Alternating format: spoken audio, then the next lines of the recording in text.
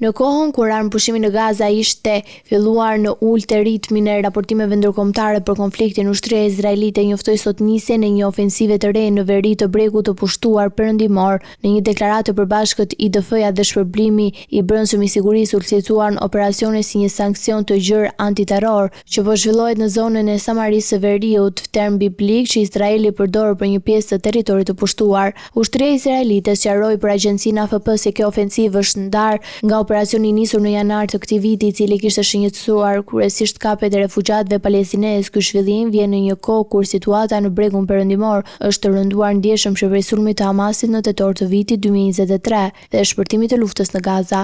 Edhe armëpushimi i BRIS që hyri në fuqi me 10 tetor nuk ka arritur të frenojë ciklin e dhunës. Sipas organizatave të drejtave të njeriut dhe autoritetet lokale, më shumë se 1000 palestinezë janë vrarë në Bregun Perëndimor që nga fillimi i konfliktit, shumica të identifikuar si militant, por mes tyre edhe 10 civil. Përplasja mes trupave izraelite dhe banorëve palestinesë si dhe shtimi i incidenteve të dhunshme me kolonitë izraelite kanë krijuar një situatë të paqëndrueshme, duke shtuar frikën për përshkallëzime të mëtejshme në territorin e pushtuar.